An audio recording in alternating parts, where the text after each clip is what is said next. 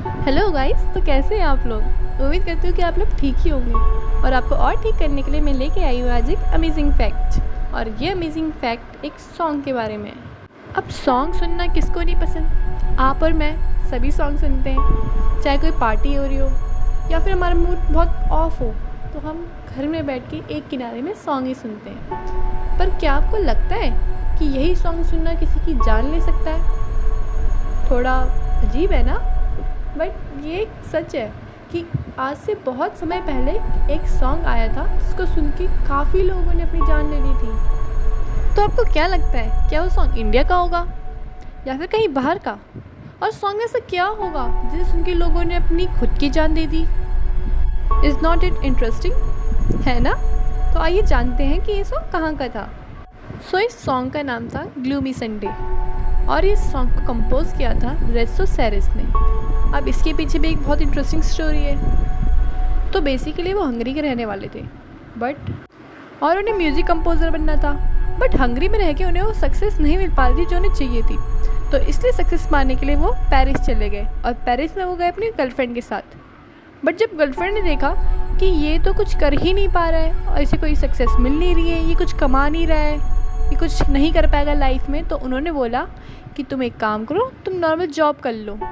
But Resso sarees ने इस काम के लिए मना कर दिया। उसने कहा नहीं, मुझे म्यूज़िक कंपोज़र ही बनना है, मैं वही बनूंगा। तो उसकी गर्लफ्रेंड ने उसे पहले समझाया, फिर वो छोड़ के चली गई जब उसने देखा कि लाइफ में कुछ नहीं कर सकता, इसका एक भी म्यूज़िक किसी को ना पसंद आया। और एट लास्ट उसकी गर्लफ्रेंड उसे छोड़ के चली गई और वो दिन था संडे का। तो ऐसी रेसो सैरिस एक रेस्टोरेंट में बैठ के अपने आप में गुनगुना रहे थे। फिर उनके एक दोस्त आए जो एक पोएट थे और उन्होंने जब उनकी लिरिक्स सुनी तो उन्होंने उसको और इम्प्रूव किया और फिर उन दोनों ने मिलकर इस सॉन्ग का नाम रखा ग्लूमी संडे।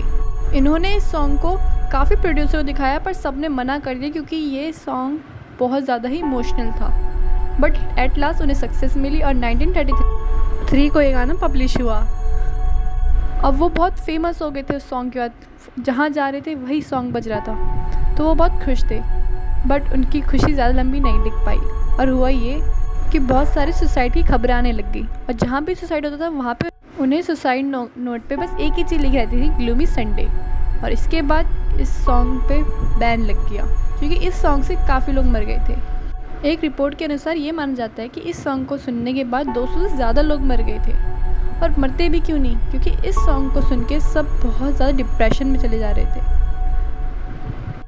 बेसिकली ये सॉन्ग बहुत ज़्यादा इमोशनल था और हम सब जानते हैं कि हमारा माइंड बहुत ज़्यादा सॉफ्ट है और ऐसे सॉन्ग को सुनने के बाद हमारा माइंड बहुत ज़्यादा नेगेटिव हो जाता है और हमें फिर हम सोचते हैं कि ये दुनिया बहुत ही बेकार है और हमें जीने का मन नहीं करता। एट लास्ट लोगों ने सुसाइड करना बेटर समझा।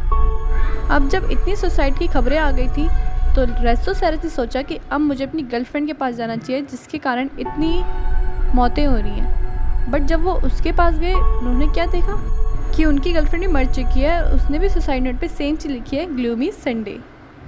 इस गाने को सुनने के बाद लोग अपनी छत से कूद गए, किसी ने जहर खा लिया और किसी ने अपने आप को गन से शूट कर दिया। इज़ नॉट इट इंटरेस्टिंग कि एक गाने को सुनने के बाद लोग इतनी ज़्यादा इमोशनल हो जा रहे थे कि वो अपने आप को ही मार दे रहे थे, है ना?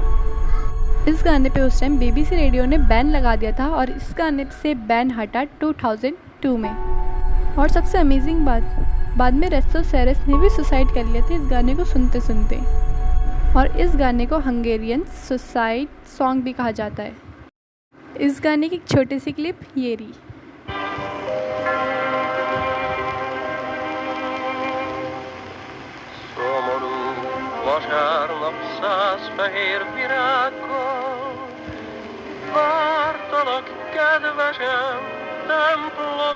इतनी क्लिप इनफ है आपको समझने के लिए।